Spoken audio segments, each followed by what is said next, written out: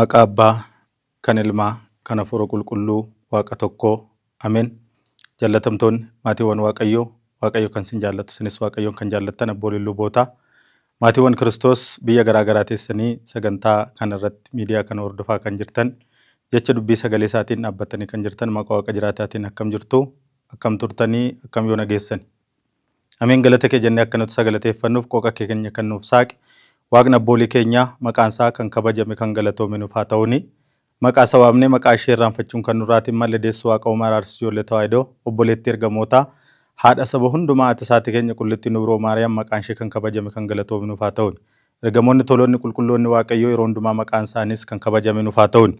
Egaa Gooftaan keenya Fayyisaan keenya Iyyasuus Kiristoos akka fedhaaf jaalala isaatti nu duukaa ta'ee akka inni jecha isaa qulqulluu nuuf ibsuuf sa'aatii kanatti jechuudhaani guyyaa kana guyyaatti kabajamaa guyyaa hundumtuu Gooftaan keenya Fayyisaan keenya addunyaa kana irratti wanta hundumaa raawwatee waan hundumaa mul'isee duukaa bu'oota isaa hundumaas adda baafatee isa wajjinis lapheedhaan hafuuraan kan jiran adda baasee guyyaa innitti hunduma keenyaaf jecha isaa dhugaadhaan nu mirkaneesse waan ta'eef sa'aatii kanatti jechuudhaani jecha dubbii sagalee isaa kana waliin ni baranna jechuudhaan.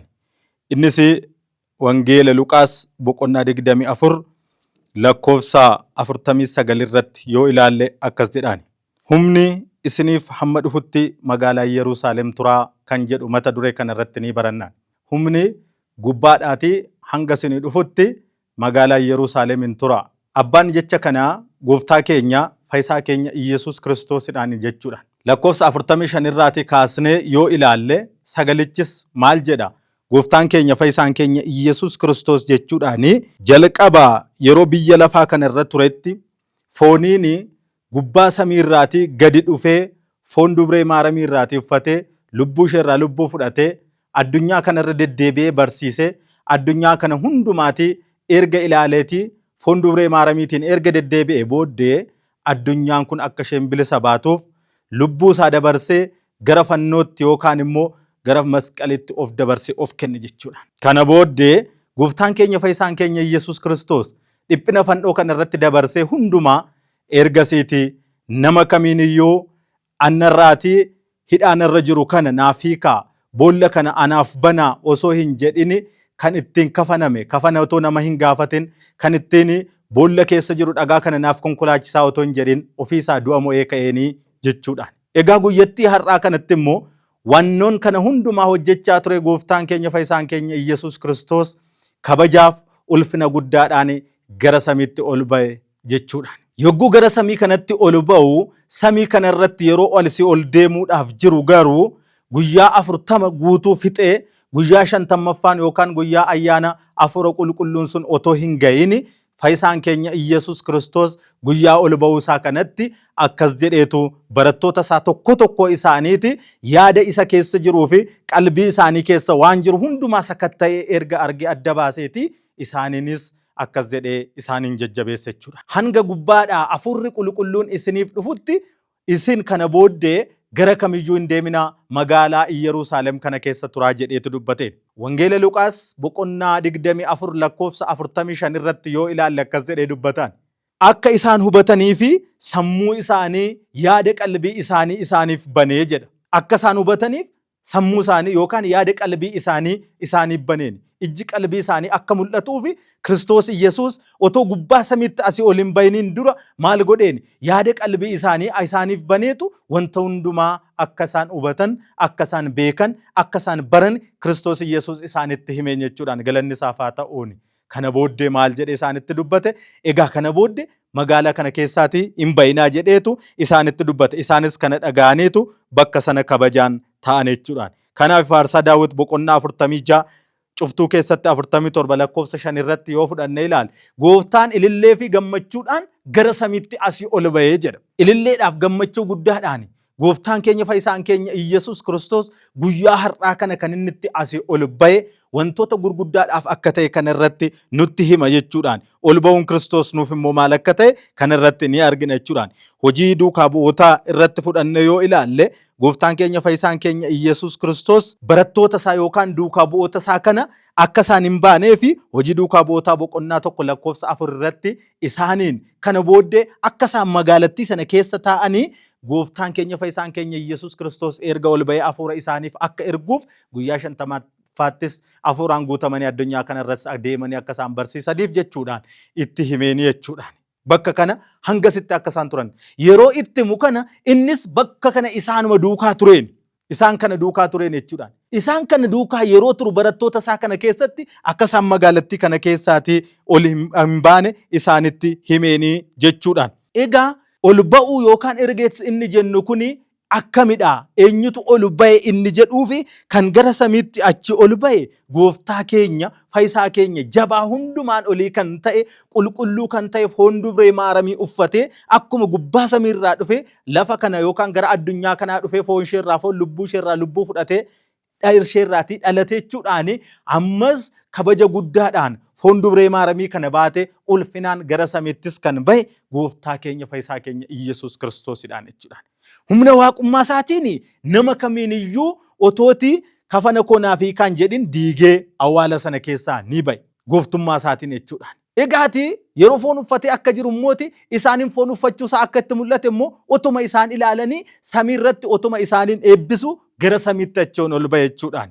Gara samiitti isaaniin yookaan barattoota isaa kana eebbisaa achii ol bahe. Inni ol bahe kun eenyudha isa jedhuu fi gooftaa keenya fayyisaa keenya Iyyasuus Kiristoos akka ta'e kanarrattis ni argannaa jechuudhaan. Kanaaf faarsaa Daawit boqonnaa 46 irratti lakkoofsa 5 kanarratti yoo ilaalle kana hunduma isaa ni argannaa jechuudhaan. Egaa gooftaan keenya fayyisaan keenya Iyyasuus Kiristoos kana hundumaa erga raawwateeti samiirratti immoo kan ol bahe maaliif samiirratti ol bahe isa jedhuun maal mul'ise? Gooftaan keenya Iyyasuus Kiristoos inni jala qabaa kan inni godhe cubbuu namoota hundumaa qulqulleessuudhaaf gara samiitti qulqulleessaa achi ol bahe.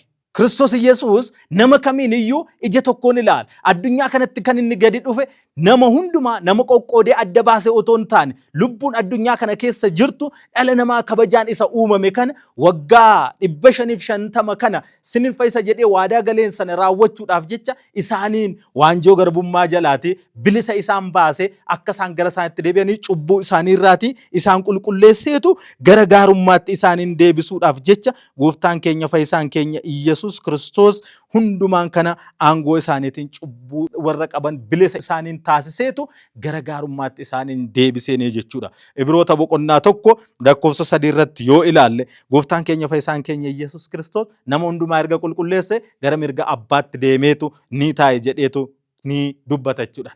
Inni lammaffaan Kiristoos Iyyasuus maaliif gara samiitti ol bahe kan jedhuu fi kan nutti mul'isu keessaaf booji'amuu booji'amtoota yookaan immoo booji'amuu warroota isa duukaa ta'anii gaarummaadhaan warra isaaniin duukaa ta'eetu booji'amuu isaanii kan inni immoo qulqullummaadhaan waaqummaa isaatiin humna isaa isa guddaadhaan diinni kan isheen boojite inni immoo ofii isaatii gooftummaa isaatiin jarreen kan jaalala dhugaadhaan isaaniin booji'ee gara samiitti achi ol ba'eenii jechuudhaan. Inni sadaffaanii waadaa isaaniif gale sana raawwachuudhaaf jechuudhaan. Wangeela Maatewos boqonnaa 28 lakkoofsa 20 irratti akka jedhaan. Egaa hoo ani hamma dhuma addunyaa kanaatti sin wajjinan jiraa jedheetitti dubbate. Ani har'a sin bukkeedhaa gara samiitti asii ol ba'eera. Garuu kana booddee gara keessan hin dhufu jedheetu ittiin dubbanneen. Hanga dhuma addunyaa kanaatti ani sinuma duukaan jiraan. Kanaaf jalqaba gaafan samiirraa gadi dhufe foon dubree maaramii uffadheen sin biratti argame. Makaraa yookaan immoo dhiphina addunyaa kana irratti dhiphina kana hundumaa beela'uu garafamuu gidiraa kana gidiraa fannoo hundumaa fudhadheera. Ammas immoo fooniin ol ba'ee mirga abbaa taa'eera. Foon qulleetti dubroo maaramii kabajamaa kana fuudhee ol ba'eera. Isa dhufee Kiristoos Iyyasuus murtoodhaaf isa dhufuttis akkasumas innis maal godha jechuudhaan foon dubree maaramii kana kabajamaa ta'uusaa gadi fidee dhufeetu murtoodhumaa yeroo laatus hanga dhumaatti ani sin wajjinan ta'a sinin wajjinan jira jedheetu kana wangeela Maatewos boqonnaa 28 lakkoofsa 20 irratti inni nu mirkaneesse isa kanadhaanii jechuudhaan. Inni arfaffaani raajonni jecha raajonni dubbatan kun sana hundumaa raawwachuudhaaf inni kamidha raajonni kan isaan dubbatan yaa gooftaa qulqulluu taate ati dugdi kee hundumtaanii harkaa uumamoota keetiin ni garafame dhiigni kee kun ni dhangala'e lafeen kee kun ni lakkaa'ame inni isaan jedhani ofuma isaatiin kan uume gororroo isaanii yookaan qooqa isaaniif kenne Kiristoos Iyyasuus afaan isaanii keessatti jiidha isaaniif uume isaan immoo deebisanii hamaadhaan asii ol Kiristoos Iyyasuus qulqulluu ta'etti jechuudhaan gorora isaanii warra tufan kan isaaniin waan isaan godhan hundumaa kana Raajonni kan isaan dubbatan kana raajii kana isaanitti mul'achuudhaaf itti mul'isuudhaafis jecha Kiristoos Yesuus waadaa kana raawwachuudhaaf jecha raajotaa kana xumuruudhaaf jecha gara samiitti akka ol ba'u isa taasisanii jechuudhaan. Yeroo ol ba'us egaa bifa kamiin gooftaan keenya fayyisaan keenya Yesuus Kiristoos bifa kamiin asii ol gara samiitti ba'e kan jedhus asirraatii ni arganna jechuudha. Samii irratti yeroo ol ba'e bifa kamiin deeme?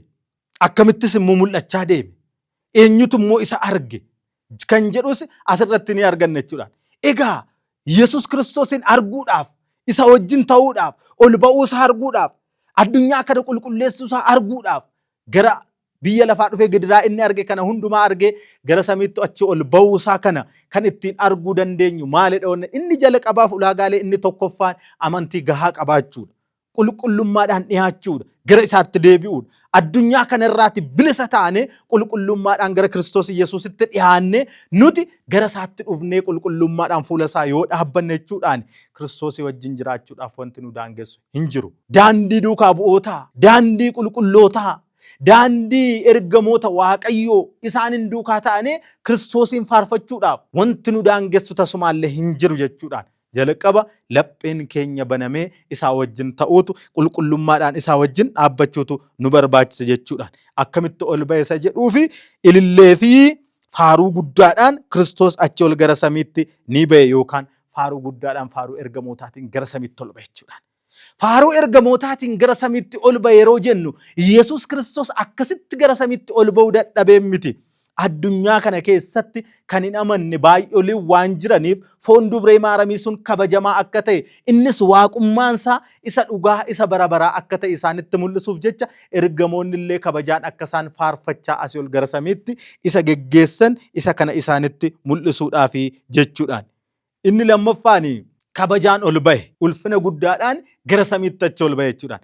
Akkamitti gara samiitti ulfinaan ol ba'e isa jedhuufi isaaniin eebbisaa gara samiitti asii ol ba'ee jedha. Namoonni biyya lafaa kana keessatti namni gaafa namarraa adda ba'u inni kaan boo'ichaan wal geggeessa, inni kaan abaarsaan wal geggeessa, inni kaan jibbaan wal geggeessa, inni kaan immoo lubbuu walii wal dabarsuudhaaf wal ajjeesee bakkaa bakkatti wal baqata. Inni kaan mana walirratti diiguudhaan jireenya walii balleessuudhaaf yaada tokko ta'anii otoo hin taane yaada garaagaraa wal bittinneessuudhaaf jecha walirraatii adda ba'u. Gooftaan keenya garuu fayyisaan keenya Yesuus Kiristoos ulfina guddaadhaan yeroo gara samiitti asii ol ba'u sanatti maal godhee ol ba'e isa jedhuu fi ofiisaa kabaja isa guddaadhaan jechuudhaan ba'aa keenya baate, dhiphina keenya baate, gidiraa keenya baate isaaniin eebbisaa, isaaniin kabajaa akka isaan eebbifamaniif gara samiitti isaaniin eebbisaa achi ol ba'e jechuudhaan. Kana itti mul'isee inni gara samiitti ulfina guddaadhaan akka inni ol ba'e itti mul'isa jechuudhaan. Inni gara biraan inni sadaffaan aangoo isaan ol ba'e jechuudha. Gargaarsa tokko malee gara samiitti ol baasaa. Foon qulqulluu kan ta'e foon dubree maaramii isa uffadhe kana anqatsa birhaan isa jedhamte dubree maaramii kana yookaan immoo haadha ifaa ishee jedhamte kana foon ishee isa kabajamaa kana na duukaa fuudhaa ol ba'aa qofaa koodhaa nan dadhabaa aangoo hin qabu humnas hin qabu jedhee isaaniin hin gaafanne kabaja guddaadhaan gara samiitti aangoo isaa isa dhugaaf isa guutuu eenyuyyuu isaan kan mirkanaa'uu hin dandeenye eenyullee isa isaan qixxaachuu kan hin dandeenye aangoo isaa isa guddaa kanaan fuudhee Kiristoos Yesuus gara samiitti achi ol ba'e jechuudhaan. Inni kunis aangoo isaa isa guddaaf isa guutuus kanaan achi ol ba'e jechuudhaan. Utuu nama kamiiniyyuu gargaarsa hin gaafatinii jechuudhaan. Arfaffaan galatoodhaan. Galatoo yeroo jennu kadhata tokkummaa jechuudhaan. Kadhata tokkummaa kana kan geggeesse eenyu? Ergamoota Waaqayyooti. Yeroo Yesuus Kiristoosiin asii ol gara samiitti yeroo inni ol bahutti jechuudhaan.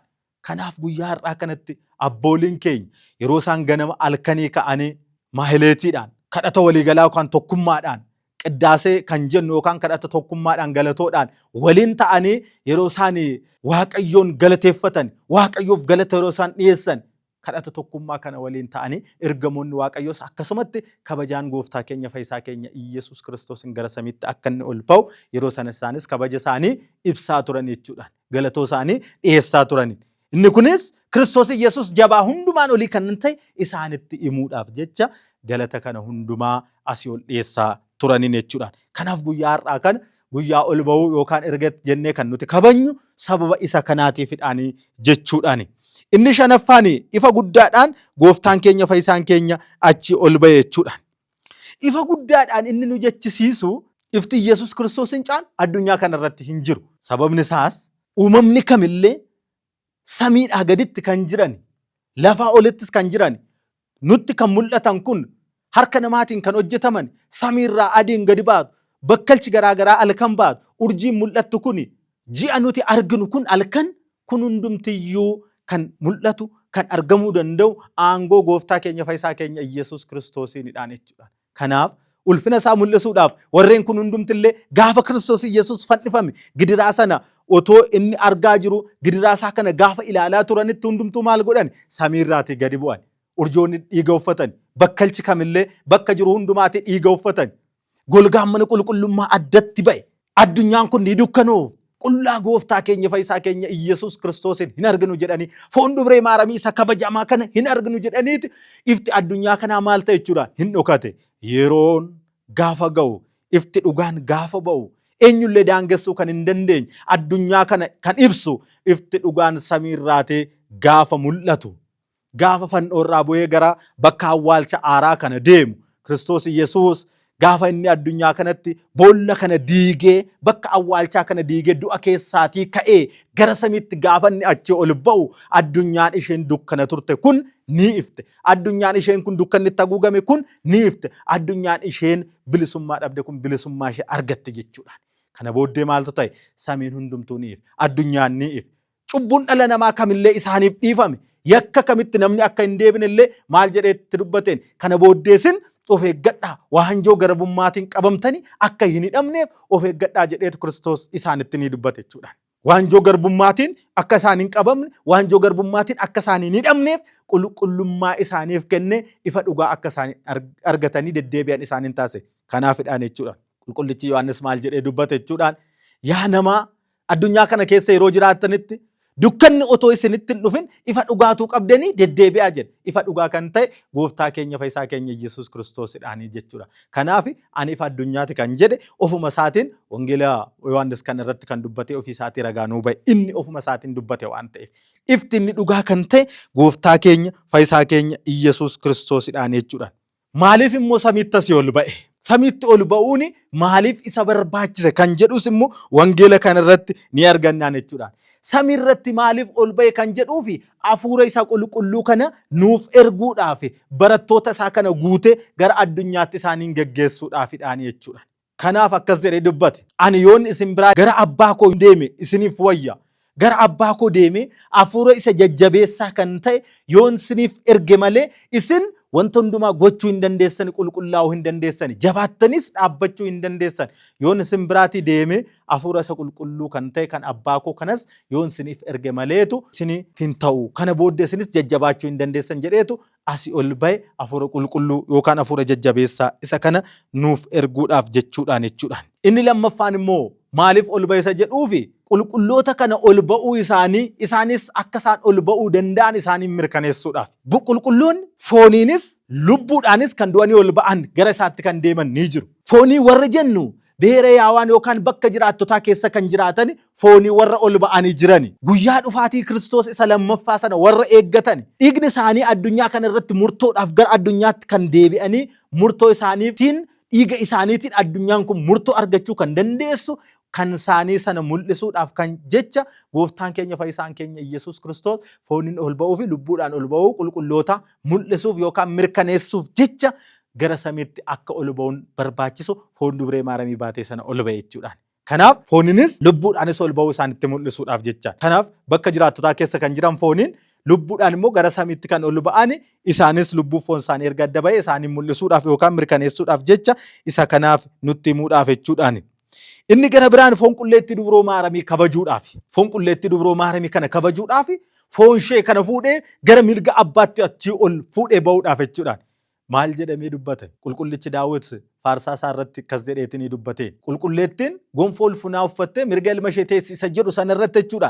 Foon dubree maaramiin kun kabajaan foon sana uffattee akka isheen jirtu itti mul'isuudhaaf. Daawit isarra darbee illee foon dubree maaramii kun ilmi dubree maaramii kan ta'e gooftaan keenya fayyisaan keenya Yesuus Kiristoos qaama sadan sana keessaa tokko abbaa ilma hafuura qulqulluu irraa otoo adda hin bahin tokkummaa isaaniitiin, aangoo isaaniitiin foon qulqulluu kana mirga isaa yookaan immoo mirga abbaa kana kaa'ee akka inni jiru itti mul'isuudhaaf jecha foon dubree maaramii kabajuudhaaf gara samiitti akka inni ol ba'u itti mul'isuudhaaf jechadha jechuudhaan. Inni arfaffaan ulfina isaa isa bara baraa kabaja ofii bara baraan inni qabu kan isaanitti mul'isuu fi eeggasiitii iccita tawaahidoo itti mul'isuudhaaf iccita foon uffannaa sana jechuudha. Iccita foon uffannaa kan akkamitti itti mul'ise? Yesuus Kiristoos foon dubree maaramii kana fuudhee machi ol ba'e waaqummaa isaaniitiin hojii aangoo isa hundumaa dandeessisuu danda'u addunyaa kana irratti raawwatee itti mul'isee isaanitti agarsiisaa ture jechuudhaan.